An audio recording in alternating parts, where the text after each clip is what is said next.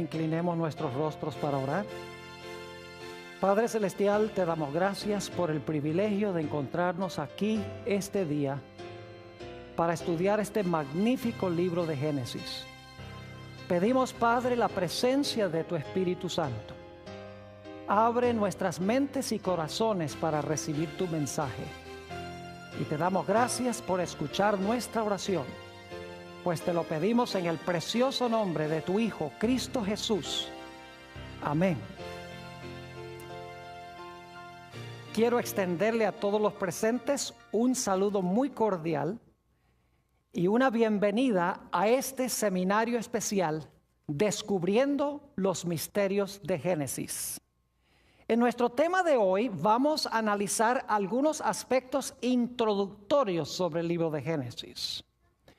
Lo primero que quisiera decir es que la palabra Génesis significa comienzos u orígenes. Es decir, el libro de Génesis tiene que ver con los comienzos o con los orígenes. Examinando el libro nos damos cuenta que el libro nos habla de varios comienzos. Por ejemplo, nos habla del comienzo del cosmos, de la atmósfera, de las aguas, de la tierra, de lo que se llama el cosmos.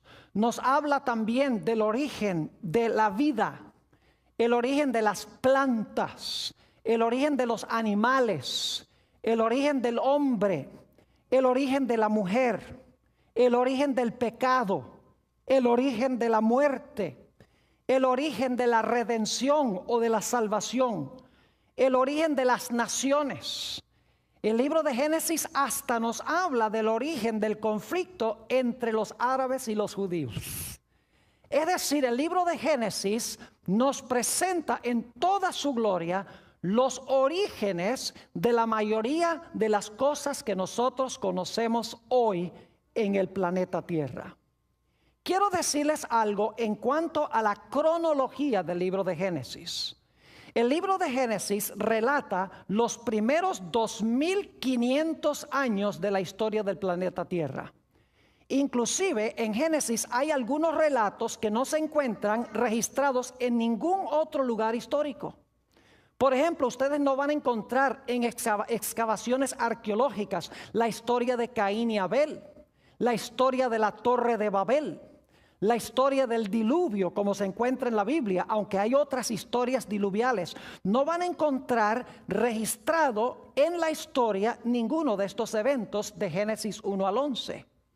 Es decir, el libro de Génesis nos presenta de una forma fidedigna, fiel, la historia del planeta Tierra durante esos primeros 2500 años. El libro de Génesis presenta una cronología corta del planeta Tierra. Lo que quiero decir es que el libro de Génesis no reconoce la validez de la teoría de la evolución. Aún el Papa Juan Pablo II, quien era muy admirado por muchas personas en el mundo, dijo que la teoría de la evolución es más que una mera teoría. Es decir, él estaba diciendo que probablemente el mundo llegó a la existencia por la evolución. Pero el libro de Génesis desconoce la teoría de la evolución. El libro de Génesis presenta una cronología corta de la Tierra. Según este libro, nuestro planeta tiene aproximadamente 6000 años de historia. Y el libro de Génesis relata los primeros 2500 años de esos 6000 años de historia. El libro de Génesis fue escrito por Moisés aproximadamente 1500 años antes de nacer el Señor Jesucristo. Es decir, el libro de Génesis tuvo su autor. Su autor fue Dios. Su escritor fue Moisés. Y la razón por la cual recalco tanto este punto es porque hay muchos eruditos hoy que dicen que Moisés no fue el autor. Un poco más adelante en nuestro tema vamos a hablar sobre ese aspecto. El libro de Génesis es el semillero de la Biblia. Las ideas que encontramos en Génesis son seminales y se desarrollan a través del resto de la Biblia. Permítame ilustrar lo que quiero decir. Nosotros aquí en Fresno tenemos un parque nacional cerca que se llama el Parque Nacional Sequoia. Yo quiero preguntar, ¿cuántos de los presentes han visitado alguna vez el Parque Nacional Sequoia, donde se encuentran esos árboles tan gigantescos? Pues permítame decirles algo en cuanto a esos árboles sequoia. Hay algunos de ellos que tienen 3.200 años de edad. Algunos de ellos miden más de 300 pies de altura. Además de eso, hay árboles que pesan 2,7 millones de libras. Un solo árbol, apreciados amigos y hermanos. Pero lo interesante es que esos árboles sequoia, algunos de ellos con 3.200 años de edad, se originaron con una semilla que tiene el tamaño de una hojuela de avena. Es decir, ese árbol, por ejemplo, el general Sherman, que posiblemente algunos de ustedes han visitado, ese árbol se originó con una pequeña semilla. Es decir, el árbol se encontraba encerrado en la semilla. Lo único que faltaba era sembrar la semilla para que la semilla creciera y para que finalmente produjera el árbol que hoy vemos en ese parque nacional.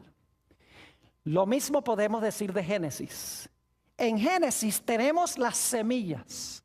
Esas semillas en el transcurso de la Biblia crecen. Y finalmente llegan a su mayor crecimiento y su mayor desarrollo en el libro de Apocalipsis. Es decir, que Génesis tiene las semillas y Apocalipsis tiene esas semillas plenas y totalmente desarrolladas. Y el transcurso bíblico es el crecimiento de esa semilla. Por eso en este seminario no vamos a estudiar solamente el libro de Génesis, sino que vamos a ver cómo se desarrollan las ideas de Génesis a través de toda la Biblia, culminando en el libro de Apocalipsis. Permítame mencionarles un par de ejemplos para que entendamos este concepto de semilla, desarrollo y crecimiento de esa semilla o de esa idea. Mi versículo favorito en la Biblia es Génesis, el capítulo 3 y el versículo 15. Quisiera invitarles a que fueran allí conmigo, Génesis, el capítulo 3 y el versículo 15. Es un versículo cargado de significado. Va a ser el tema central, el versículo central de nuestro seminario. Dice allí Dios hablándole a la serpiente, quien es Satanás, lo siguiente: y pondré enemistad entre ti y la mujer, es decir, entre la serpiente y la mujer, y entre tu simiente y la simiente suya. Es decir, va a haber enemistad entre la serpiente y la mujer, y la simiente de la serpiente y la simiente de la mujer. Pero luego noten la última parte del versículo, dice: esta, es decir, la simiente de la mujer, te herirá en la cabeza, y tú le herirás a la simiente de la mujer en el calcañar. 4 ideas claves en este versículo. 1, enemistad. 2, una serpiente. 3, una mujer. Y 4, la mujer tiene una simiente que está en guerra contra la serpiente. Mis queridos amigos, esta idea de Génesis 3:15 se desarrolla y se cumple en el libro de Apocalipsis. Noten el capítulo 12 de Apocalipsis y los versículos 1 al 5. Apocalipsis, el capítulo 12 y los versículos 1 al 5. Tenemos el desarrollo de esta semilla de Génesis 3:15.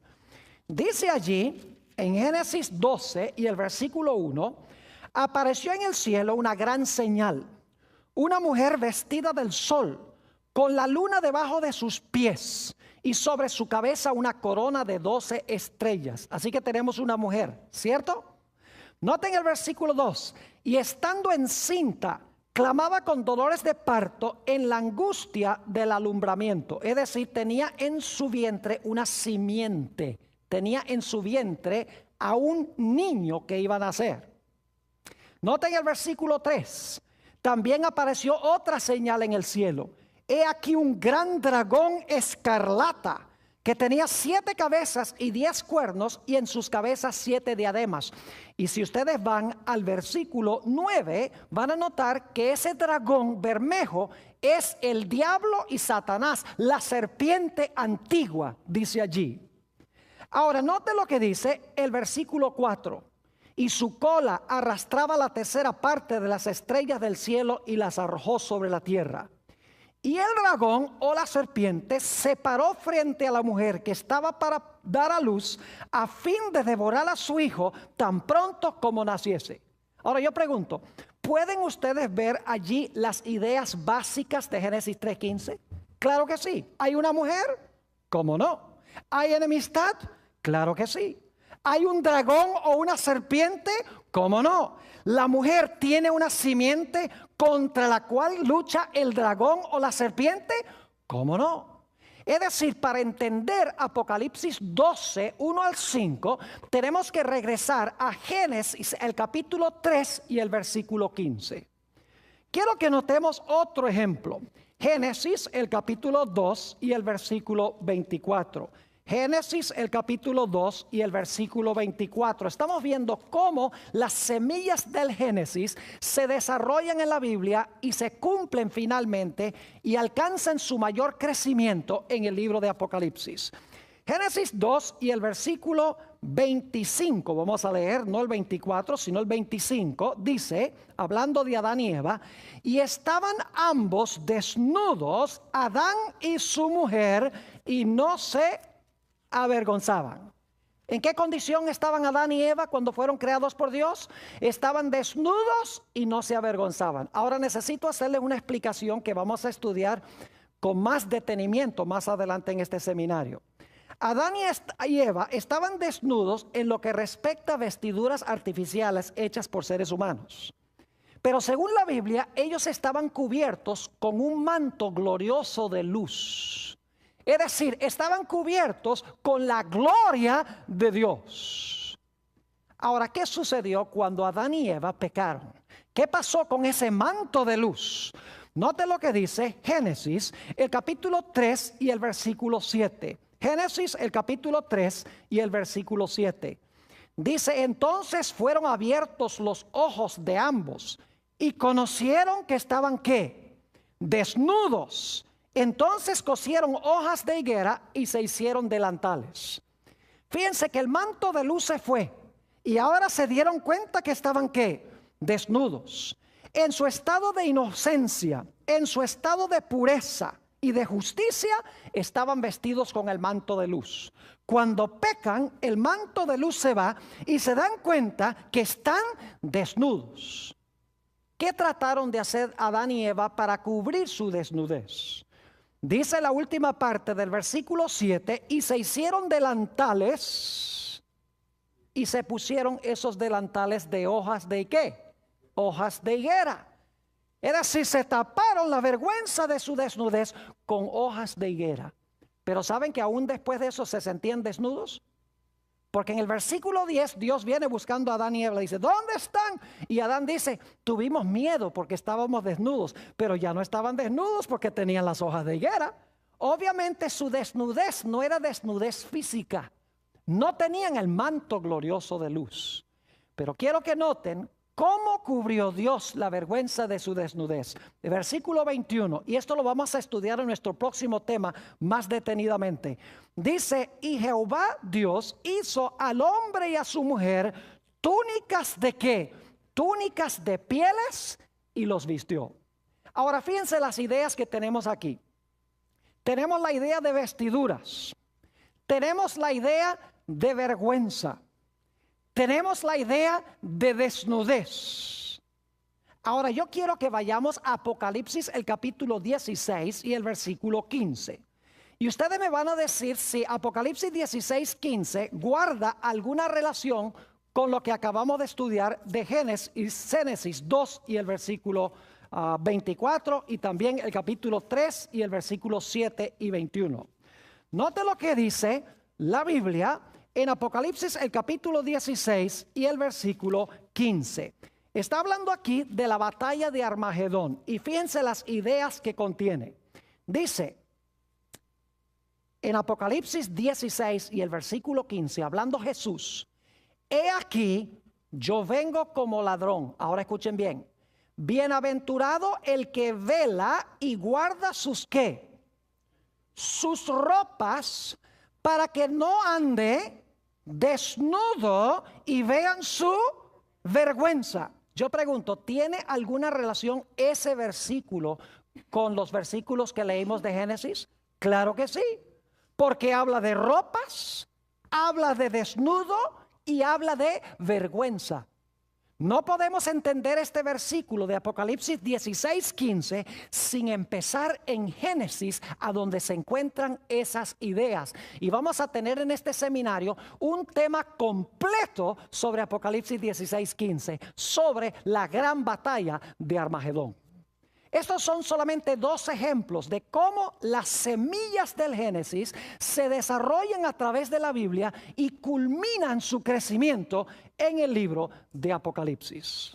Ahora, una pregunta que siempre surge cuando se estudia el libro de Génesis es esta: ¿el libro de Génesis es historia o el libro de Génesis es mito y leyenda? Yo quiero decirles que no tengo duda alguna de que el libro de Génesis, las historias que se encuentran relatadas allí, sucedieron exactamente como se hayan registradas en el libro. Ahora, yo quisiera decirles que los autores del Nuevo Testamento todos creían que las historias de Génesis son literales. Jesús, el apóstol Pedro, Mateo, Marcos, Lucas, Juan, San Judas y los otros autores del Nuevo Testamento, todos entendieron que estas historias de Génesis eran literales, que sucedieron exactamente como dice la Biblia.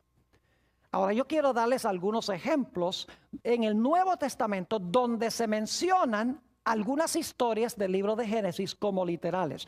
Porque hay muchos eruditos, inclusive teólogos hoy en día, que dicen: no, las historias del Génesis son mitos o son leyendas, son historias que enseñan una gran lección moral, pero nunca se realizaron en la historia. Yo quiero decirles que las personas que enseñan eso están diciendo que no creen a Jesús, ni creen al apóstol San Pablo, ni creen en el apóstol San Juan, ni creen en San Mateo, ni en ninguno de estos, porque todos estos autores creían que estas historias de Génesis son literales. Noten, por ejemplo, Mateo el capítulo 19, Mateo 19 y los versículos 4 al 6. Mateo 19 y los versículos 4 al 6. Yo pregunto, ¿creen ustedes que Jesús creía que Adán y Eva fueron personas históricas, literales? ¿Creen ustedes que fue Dios el que hizo el matrimonio al comienzo? Jesús lo creía así. Note lo que dice Mateo 19 y el versículo 4. Él respondiendo les dijo: ¿no habéis leído que el que los hizo al principio, varón y hembra los hizo? Y dijo: por esto dejará padre y madre el hombre y se unirá a su mujer, y los dos serán una sola carne. Así que no son ya más dos, sino una sola carne. Por tanto, lo que Dios juntó, no lo separa el hombre. Yo pregunto, ¿Jesús creía que Adán y Eva eran personajes históricos literales? Claro que sí. ¿Creía Jesús que el primer matrimonio fue literal entre Adán y Eva? ¿Cómo no?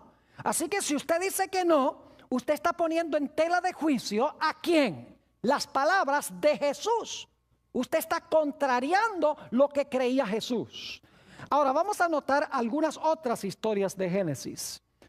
Por ejemplo, tenemos una semana de 7 días, ¿verdad? ¿Se han preguntado alguna vez por qué tenemos una semana de 7 días? ¿Por qué no tiene 10? ¿Por qué no tiene 5? ¿Por qué no tiene 3? ¿Por qué la semana tiene 7? Porque en el libro de Génesis nos dice que Jehová creó el mundo en 6 días y reposó, ¿qué cosa? El séptimo día. ¿Saben ustedes que el Señor Jesucristo creía que ese séptimo día era bien literal, de 24 horas? Porque en San Marcos 2:27 el Señor Jesucristo declaró: el sábado fue hecho por causa del hombre y no el hombre por causa del sábado. El Señor Jesucristo creyó en el sábado. Dijo que el sábado fue creado originalmente. Es decir, Jesús creía que nuestra semana viene de la semana literal al comienzo de la historia. En Lucas 3 encontramos otro ejemplo interesante. No voy a buscarlo en la Biblia, se los voy a explicar. Tenemos en Lucas 3 la genealogía de Jesús.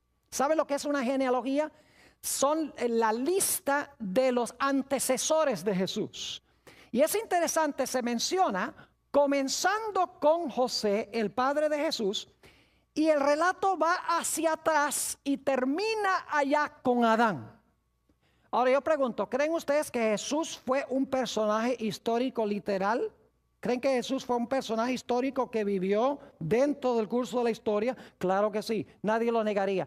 Pero entonces yo pregunto, si Jesús, quien se menciona al comienzo de la genealogía de Lucas 3, es un personaje histórico y se menciona toda la lista de sus antecesores, yo pregunto, ¿el último que se menciona en la lista, Adán, también tiene que ser un personaje histórico? Claro que sí. Usted no puede decir que Jesús, el último que se menciona en la lista, es un personaje histórico, pero Adán en realidad no fue un personaje histórico. Porque todos los personajes en la genealogía de Jesús fueron personas reales que vivieron dentro del espacio y dentro del tiempo. Otro relato que Jesús aceptó como literal, que hoy los científicos dicen eso, nunca hubo un diluvio universal. ¿Qué va? Eso no pasó, dicen muchos científicos, historiadores, aún teólogos y ministros. Yo pregunto, ¿Jesús creyó que el diluvio fue literal, que pasó históricamente? Claro que sí. Noten San Mateo, el capítulo 24 y los versículos 37 al 39. Mateo 24 y el versículo 37 al 39. Palabras de Jesús. Dice, mas como en los días de Noé, así será la venida del Hijo del Hombre. Yo pregunto, ¿la segunda venida de Jesús va a ser un evento histórico, literal? ¿Va a pasar así como lo dice la Biblia? Claro que sí. Jesús dice, como fue en los días de Noé, así va a ser en su venida. Así que si el diluvio fue histórico, su venida también va a ser un evento histórico. Versículo 38, porque como en los días antes del diluvio, estaban comiendo y bebiendo, casándose y dando en casamiento, hasta el día en que Noé entró en el arca. Y no entendieron hasta que vino el diluvio y se los llevó a todos. Así será también la venida del Hijo del Hombre. Pregunto, ¿creía Jesús en un diluvio literal que se realizó en la historia y en el tiempo? Claro que sí. Ahora, ¿qué de Caín y Abel? El Nuevo Testamento confiesa que Caín y Abel fueron personajes reales, históricos que existieron. Claro que sí. Primera de Juan, el capítulo 3 y el versículo 12. Primera de San Juan, el capítulo 3 y el versículo 12. Nos presenta a Caín y Abel como personajes históricos. Dice allí, no como Caín, que era del maligno y mató a su hermano. ¿Y por qué causa le mató? Porque sus obras eran malas y las de su hermano justas. Pregunto, ¿creía el apóstol San Juan que Caín y Abel fueron personajes reales que vivieron dentro del curso de la historia? Claro que sí. Así que si usted dice que no, usted está poniendo en tela de juicio lo que dice Juan, lo que dice Jesús. ¿Saben ustedes que el Nuevo Testamento también nos dice que Enoc fue un personaje real, histórico? Ese individuo que vivió una vida tan santa que la Biblia dice que ni siquiera murió en el planeta Tierra. Dios se lo llevó.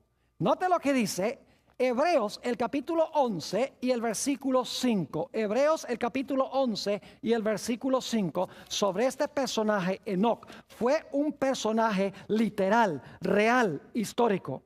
Dice en el versículo 5, por la fe Enoc fue traspuesto para no ver muerte y no fue hallado, porque lo traspuso Dios. Y antes que fuese traspuesto, tuvo testimonio de haber agradado a Dios. Ahora, yo creo que el apóstol San Pablo escribió el libro de los Hebreos. Yo pregunto, ¿el apóstol San Pablo creía que Enoc fue un personaje literal, histórico, real, tal cual lo relata el libro de Génesis? Obviamente que sí. Ahora, algunos dicen Sodoma y Gomorra nunca existieron. Algunos científicos, algunos geólogos, algunos historiadores, inclusive ministros, dicen esa historia de Sodoma y Gomorra es una historia imaginaria para enseñarle a la gente que se porte bien.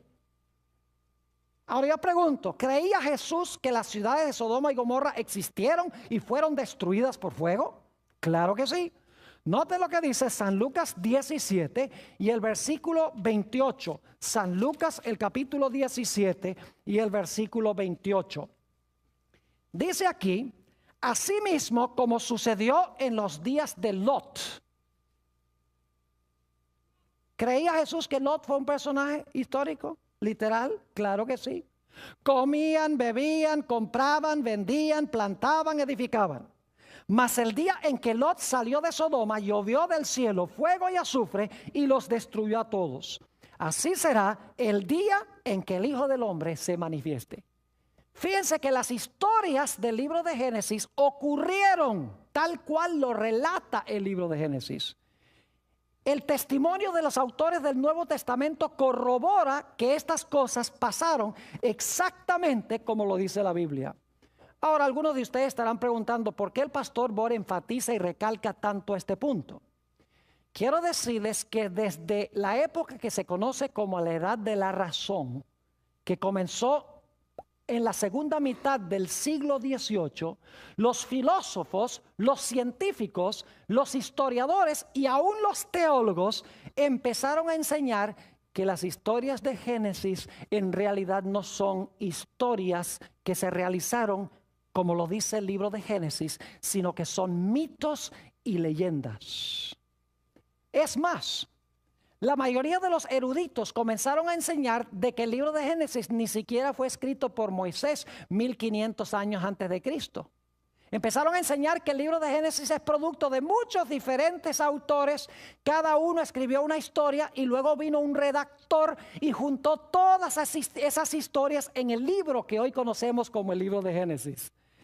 Cuando yo estudiaba en el seminario, una vez estaba haciendo una investigación y conseguí una Biblia que se llama la Biblia Arco Iris. Y es interesante en esa Biblia Arco Iris leer el libro de Génesis y ver que por cada color que se da en el libro de Génesis, según los que prepararon esa Biblia, eso lo escribió un autor diferente. Y el libro de Génesis está marcado en múltiples colores, porque según ellos, el libro de Génesis tuvo múltiples autores.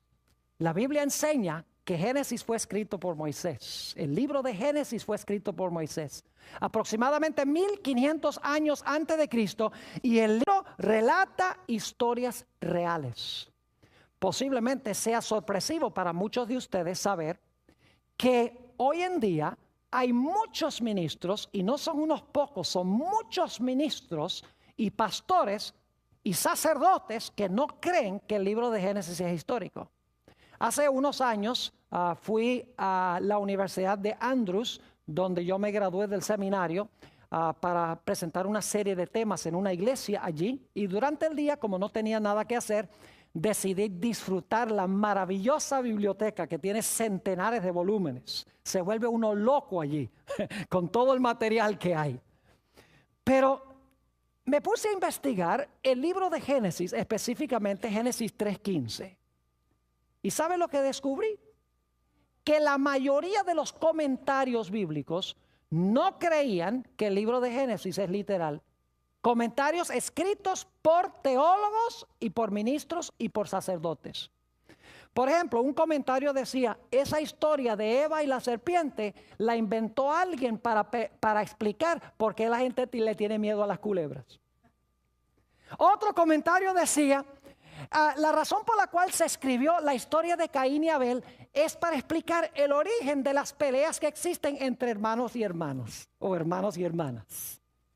Otro comentario decía, la historia de la Torre de Babel se escribió para explicar de dónde vienen todos los idiomas, pero eso no pasó históricamente. Es decir, todas las historias, según estos eruditos, fueron escritos para explicar cosas que existen hoy en día, pero estas historias no se realizaron tal como lo relata el libro de Génesis. Yo quiero decirles que yo prefiero creerle a Jesús, a Pablo, a Pedro, a Mateo, a Marcos, a Lucas y a Juan, que creerle a cualquier erudito moderno que no acepta la historicidad del libro de Génesis. Ahora quiero decirles también que el libro de Génesis tiene mucho que decir en cuanto a las disciplinas que se estudian en las universidades de hoy. Las grandes disciplinas, hay departamentos de sociología, hay departamentos de historia, hay departamentos de botánica, hay departamentos de biología, hay departamentos de teología. El libro de Génesis tiene algo que decir en cuanto a todas estas disciplinas que se estudian hoy en las universidades. Permítame mencionarles algunas. La teología. El libro de Génesis comienza diciendo, en el principio creó Dios los cielos y la tierra. Es una declaración teológica. Es decir, el mundo debe su origen a Dios. El libro de Génesis tiene mucho que decir de cosmología, es decir, cómo apareció la atmósfera, porque hay aguas abajo y aguas arriba, porque hay aguas debajo de la tierra, de dónde apareció la tierra seca. Es decir, el libro de Génesis tiene mucho que decir, por ejemplo, en el capítulo 1 y el versículo 6 al 8, sobre el origen del cosmos. El libro de Génesis tiene mucho que decir en cuanto al origen de la cronología, es decir, del tiempo. Después de cada día de la creación dice, y fue la tarde y la mañana del día primero, fue la tarde y la mañana del día segundo. Y si leen un poquito más adelante, por ejemplo en Génesis 1 y el versículo 14, dice que Dios hizo el sol para gobernar el día, hizo la luna para gobernar la noche, también hizo las estrellas para gobernar los meses y las estaciones del año. Es decir, el libro de Génesis nos habla del origen de la cronología. El libro de Génesis en el capítulo 1 y los versículos 9 y 10 nos dice mucho sobre la geografía. ¿Dónde y cuándo se originó la tierra seca? A donde andan los animales, a donde están los árboles y las flores y las plantas. Nos dice allí que Dios fue el que hizo aparecer la tierra seca de en medio de las aguas. El libro de Génesis tiene mucho que decir de la botánica, es decir, de las plantas. Es más, en el capítulo 1 y los versículos 11 al 13 de Génesis, nos dice que todas las plantas se iban a reproducir de acuerdo a su especie. Y hoy en día, el mundo de la botánica nos dice que las plantas se reproducen solo según su especie. El libro de Génesis tiene mucho que decirnos sobre la astronomía. Habla sobre el origen del sol, sobre el origen de la luna, sobre el origen de las estrellas. El libro de Génesis tiene mucho que hablar de zoología, es decir, el estudio de los animales. Nos dice que Dios el quinto día hizo las aves, hizo los peces. El sexto día hizo los mamíferos que andan sobre la tierra. Es decir, que los animales no llegaron a existir por evolución. No evolucionaron de algo menor a algo mayor, porque el quinto día hizo Dios aves, peces, el sexto día hizo los animales terrestres. La Biblia tiene mucho que decir en el libro de Génesis sobre la antropología, el origen del hombre. La Biblia nos dice que Dios tomó polvo de la tierra, hizo al hombre, y luego del hombre hizo a la mujer. Eso lo encuentran en Génesis el capítulo 2 y el versículo 7. El libro de Génesis tiene mucho que decirnos de la sociología. Por ejemplo, que la sociedad debe componerse de parejas que se casan matrimonialmente para tener hijos. El libro de Génesis nos dice que Dios hizo ese vínculo social al comienzo que nosotros llamamos matrimonio. El libro de Génesis tiene mucho que decir de la psicología. Fíjense que al principio, antes del pecado, todo estaba en armonía. Cuando el hombre peca, inmediatamente surgen problemas matrimoniales, el hombre echándole la culpa a la mujer echándole la culpa a la serpiente y a Dios, empiezan las riñas matrimoniales. Aparece el temor, me escondí porque tenía miedo. Aparece el sentido de culpa, aparece la baja estima propia, aparece la tendencia a culpar a otros por lo que nosotros hacemos. Apareció el odio, como se encuentra en la historia de Caín y Abel. Todos los fenómenos psicológicos aparecen como fruto del pecado. Y el libro de Génesis nos habla sobre todos estos fenómenos psicológicos. El libro de Génesis tiene mucho que decir de geología. El estudio de la tierra, en otras palabras, nos tiene que decir que durante el diluvio este planeta sufrió trastornos terribles. Y por lo tanto, la gente que trata de leer la tierra hoy en día, la trata de leer en vano si no creen en el diluvio. Porque el mundo que conocemos hoy no es el mundo que existía al comienzo. Fue trastornado como consecuencia del diluvio. Solamente podemos entender eso conociendo lo que dice el libro de Génesis. El libro de Génesis tiene mucho que decir de la filología, el origen de los idiomas. Nos dice en Génesis el capítulo 11 que los idiomas se originaron en la Torre de Babel. El libro de Génesis tiene mucho que decir de historia, especialmente historia antigua. ¿Y qué diríamos de las grandes preguntas que hace la filosofía? ¿De dónde vengo? ¿Por qué estoy aquí? ¿Para dónde voy? El libro de Génesis tiene respuestas para cada una de estas preguntas. Es decir, las grandes disciplinas que se estudian en los departamentos de las universidades hoy son temas que ya se encuentran trazados claramente en el libro de Génesis. Lamentablemente, hoy en día son pocas universidades que le dan alguna importancia a lo que dice el libro de Génesis. Ahora quiero decirles que el libro de Génesis es en realidad la historia de dos simientes. Volvemos otra vez a Génesis el capítulo 3 y el versículo 15, donde dice: enemistad pondré entre ti, la serpiente, y la mujer. Fíjense, ahí tenemos un dúo, la serpiente versus la mujer. Y entre tu simiente y la simiente de ella, es decir, otra vez un dúo, la simiente de la serpiente y la simiente de la mujer. Y luego dice: él, la simiente de la mujer, te va a aplastar la cabeza y tú le vas a herir el calcañar. Es decir, otro dúo, la simiente de la mujer y la serpiente.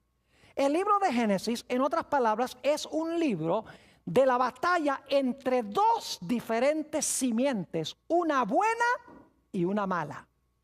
Tenemos, por ejemplo, la historia de Caín y Abel. Fíjense, otro dúo. Caín, la simiente de Satanás, es decir, el que tiene el carácter de Satanás. Y tenemos a Abel, que es el bueno, que tiene el carácter de Dios. Y están enemistados uno con el otro.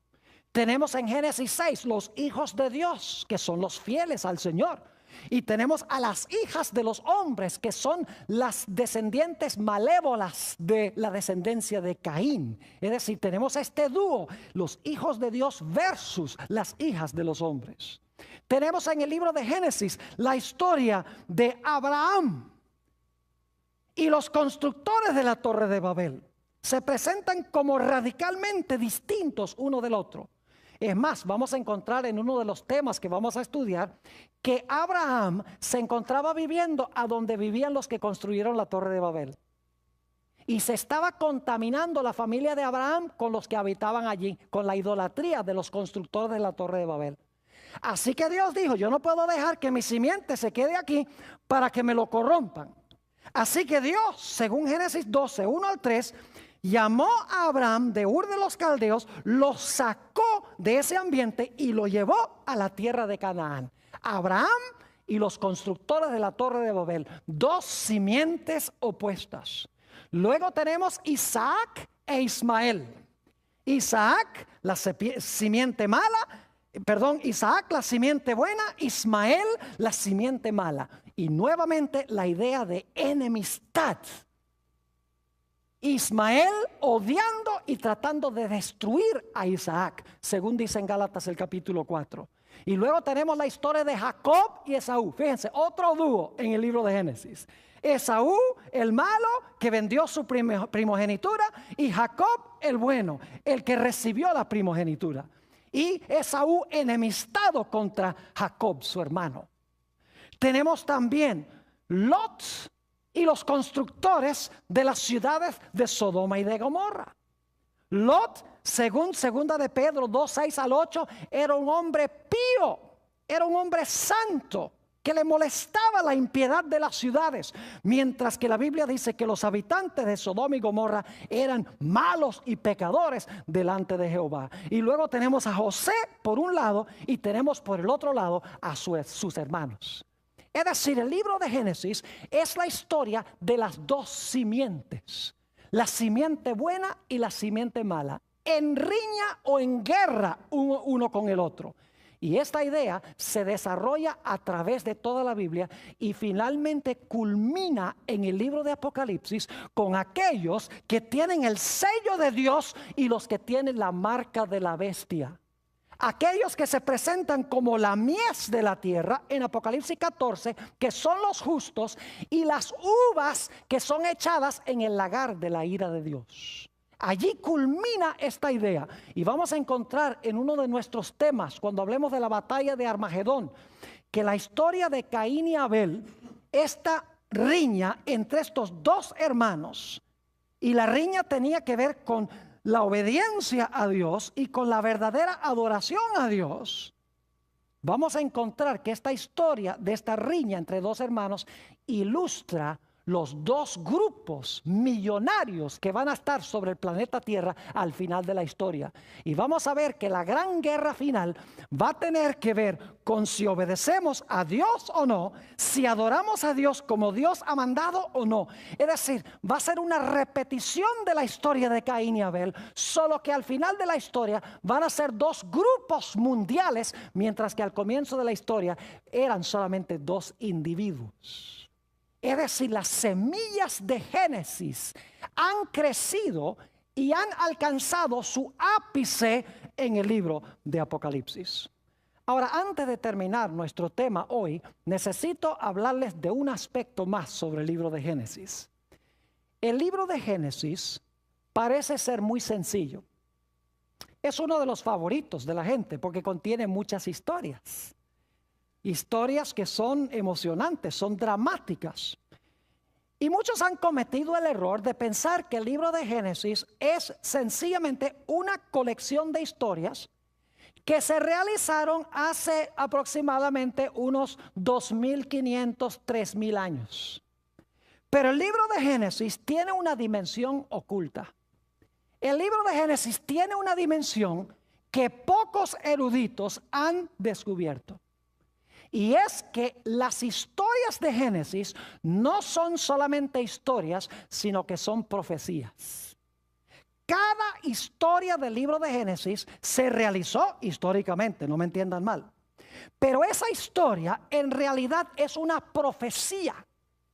Es decir, está anunciando eventos que van a pasar en el futuro semejantes a los que pasaron en esa historia.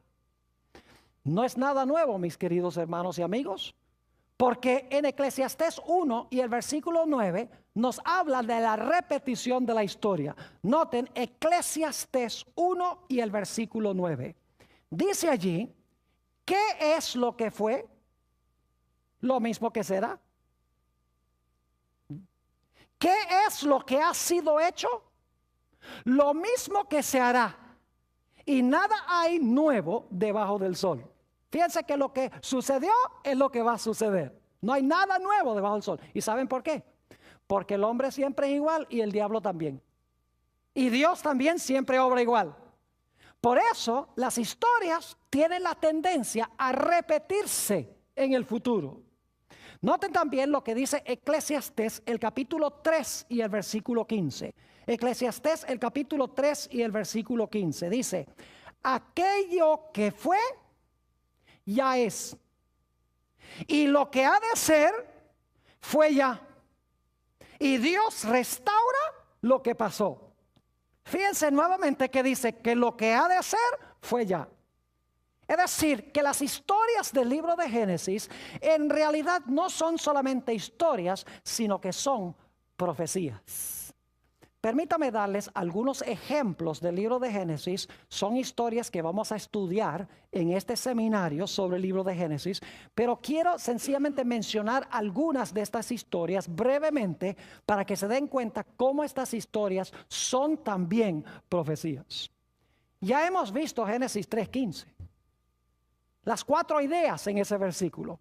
enemistad, una serpiente, una mujer y una simiente de la mujer. Vimos en Apocalipsis 12 que tenemos las mismas ideas. Tenemos una mujer, la mujer tiene en su vientre una simiente, aparece un dragón o una serpiente que se quiere comer al niño, es decir, está enemistado con el niño. Es decir, que Génesis 3:15 no es solamente algo que Dios le habló a la serpiente en el huerto del Edén, sino que es un versículo que conlleva una dimensión profética o futura que se iba a cumplir cuando naciera Jesús de la Virgen María. Tenemos también la historia del Edén. Ustedes leen Génesis 1 y 2, la descripción hermosa de este huerto precioso del Edén, donde estaba el árbol de la vida, el río de la vida. Pero ¿saben ustedes que en Apocalipsis 21 y 22 tenemos la misma idea? En Génesis 1 y 2 tenemos el Edén. El resto de la Biblia habla de cómo el hombre perdió el Edén. Y Apocalipsis 21 y 22 habla de la restauración del huerto del Edén que existía al comienzo de la historia. En Génesis 1 y el versículo 2 nos habla de la condición de la tierra antes de la creación. Dice: la tierra estaba desordenada y estaba vacía, y había tinieblas sobre la haz del abismo. Piensen las palabras: abismo, tinieblas, desordenada, vacía. ¿Saben ustedes que la Biblia dice que la tierra va a volver a esa condición otra vez? Se usan las mismas palabras para hablar de lo que va a pasar en el futuro. En Jeremías, el capítulo 4, dice Jeremías, cuando ve la segunda venida de Jesús, dice: miré la tierra y estaba desordenada y vacía, y miré los cielos y no había en ellos luz. Es decir, que lo que sucedió al comienzo sucederá al final. Como la tierra estaba desordenada y vacía en tinieblas antes de la creación, cuando Jesús venga y también en consecuencia de las plagas, la tierra regresará a esa condición antes que Dios haga un cielo nuevo y una tierra nueva. Ya les mencioné la historia de Caín y Abel. Es una historia profética. No solamente pasó con dos personajes en cierta ocasión en el pasado, sino que ilustra lo que va a pasar al final de la historia. Dios le manda a Caín y Abel: tráigame un animal, me van a adorar con un animal, lo van a sacrificar. Abel dice: bueno, si Dios dice que para sacrifique un animal, voy a traer un animal. Caín dice: pues yo no ando en esa cosa de animales, yo le voy a traer mis productos agrícolas.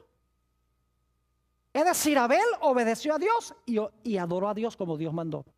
Abel desobedeció el mandato de Dios y adoró a Dios como él quiso. En el libro de Apocalipsis vamos a encontrar que los dos grupos que van a existir en el mundo al final de la historia van a tener esas mismitas características de Caín y Abel. Va a haber un grupo que profesa adorar a Dios, pero que no lo adora como Dios dice, ni obedece a Dios. Va a haber otro grupo que obedece los mandamientos de Dios. Satanás los va a odiar, y que también adoran a Dios como Dios ha mandado, no como ellos quieren. Es decir, la historia de Caín y Abel es una historia profética. Podríamos mencionar también la historia del diluvio, ya lo hicimos. Jesús dijo: como en los días de Noé, así será también la venida del Hijo del Hombre. Yo pregunto, ¿creía Jesús que la historia del diluvio era una historia profética? Claro que sí, porque dijo: como pasó allá, va a pasar al final de la historia. Es decir, para Jesús la historia del diluvio no solamente era una historia, sino que era una profecía. Y vamos a dedicar un tema completo en nuestro seminario sobre la historia del diluvio. Y vamos a ver que cada detalle de la historia del diluvio, la predicación de Noé, el derramamiento del Espíritu Santo con su predicación, las decisiones que la gente tomó cuando se cerró la puerta, un periodo de tiempo entre cuando se cerró la puerta y cuando comenzó a llover, y los que estaban adentro no estaban seguros. ¿Será que era verdad lo que estaba predicando? Dice Noé. Y cada día los que están afuera se vuelven más violentos. Todo eso se va a cumplir en el futuro. Va a haber predicación poderosa acompañada del Espíritu Santo. La raza humana se va a dividir en dos grupos. Se va a cerrar la puerta de la gracia para el mundo. Y después que se cierre la puerta, los hijos de Dios van a vivir en el planeta por un periodo de tiempo. Aparentemente Dios los ha abandonado. Se conoce como el tiempo de angustia o la gran tribulación. Y los impíos se volverán más y más enojados contra los hijos de Dios. Pero así como cayó agua del cielo y vino agua de las fuentes del abismo, dice el libro de Apocalipsis que caerá fuego del cielo y saldrá fuego de la tierra para destruir a los que quieren destruir al pueblo de Dios. Es decir, la historia del diluvio es una historia profética. No solamente sucedió en el pasado, sino que sucederá también en el futuro. El llamado que Dios le hizo a Abraham para que saliera de Babel, de allá a donde se construyó la torre de Babel. En Apocalipsis encontramos el cumplimiento de eso. Porque Dios al final de la historia dice a su pueblo que está en Babilonia, en Apocalipsis 18:4 dice: salid de ella, pueblo mío, para que no seáis partícipes de sus pecados. Lo que pasó con Abraham históricamente va a pasar con el pueblo de Dios al final de la historia. La confusión y la caída de Babilonia en la torre de Babel se va a repetir en el libro de Apocalipsis. Así como cayó la cima de esa torre, así como la gente quedó confundida.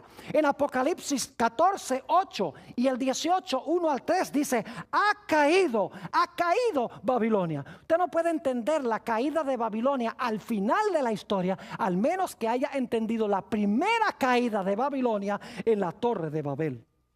Podríamos mencionar los 3 ángeles que vinieron a Abraham antes de la destrucción de Sodoma y Gomorra. Vamos a tener un tema completo sobre lo que pasó con las ciudades de la llanura. ¿Por qué creen ustedes que vinieron 3 ángeles a Abraham antes de que las ciudades fuesen destruidas? Yo pregunto, ¿el libro de Apocalipsis habla de 3 ángeles que van a venir a dar una advertencia al mundo antes que Jesús venga? Claro que sí. Y vamos a encontrar que todo lo que pasó antes de la destrucción de Sodoma y Gomorra y lo que sucedió cuando fueron destruidas estas ciudades se va a repetir de nuevo, pero no con 2 ciudades, sino a nivel global. La historia de Isaac e Ismael, que se encuentra en Génesis 16 y 17. El apóstol Pablo en Gálatas 4, 21-31 dice que esa historia es profética. Representa a los que viven conforme a la carne y los que viven conforme al espíritu. Representa 2 clases de personas que van a vivir en el transcurso de la historia. El sacrificio de Isaac en Génesis 22, donde Abraham ofrece a un carnero en lugar de su hijo, representa el hecho de que Jesús sufre en la cruz en lugar nuestro. Vamos a tener un tema completo donde vamos a trazar esa historia de Génesis 22. La escalera que vio Jacob entre el cielo y la tierra. Jesús mismo dijo en San Juan 1:51 que Él era la escalera. Y así como Jacob vio ángeles ascendiendo y descendiendo por la escalera, Jesús dice: el cielo será abierto y habrá ángeles que ascenderán y descenderán sobre el Hijo de Dios.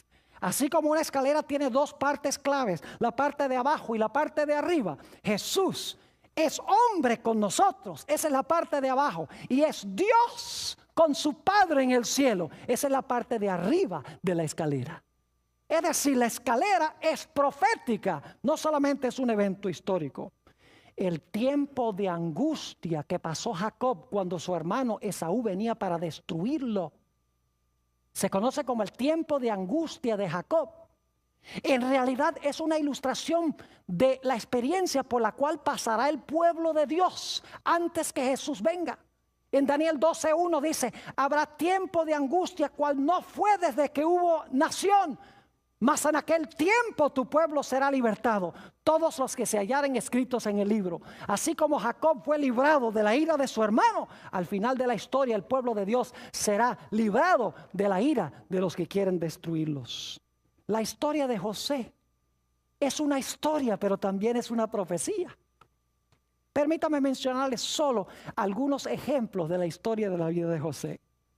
Su padre lo mandó a sus hermanos, pero sus hermanos no lo recibieron.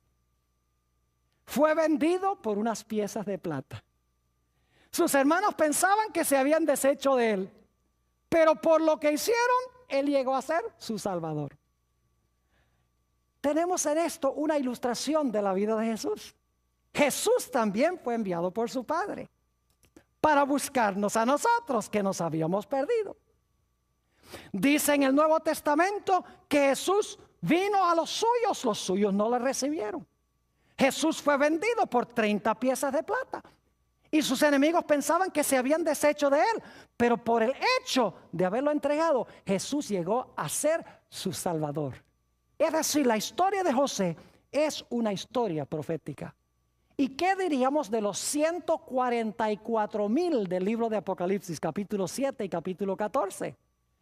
No podemos entender los 144,000 de las 12 tribus de Israel sin entender la bendición que pronunció Jacob sobre sus 12 hijos en Génesis 49, donde menciona las características de cada uno de ellos. Es decir, que la base para entender los 144,000 está en la historia que encontramos en Génesis capítulo 49. Mis queridos hermanos y amigos, nos esperan momentos emocionantes en este seminario. Vamos a estudiar las grandes cosas del libro de Génesis. Vamos a encontrar no solamente su dimensión histórica, sino que vamos a conseguir su dimensión profética. Y vamos a ver la Biblia posiblemente como nunca la hemos visto antes. Vamos a ver el gran plan de Dios para nuestras vidas y qué es lo que Dios quiere que hagamos en preparación para su gloriosa venida en las nubes del cielo. Que Dios nos bendiga.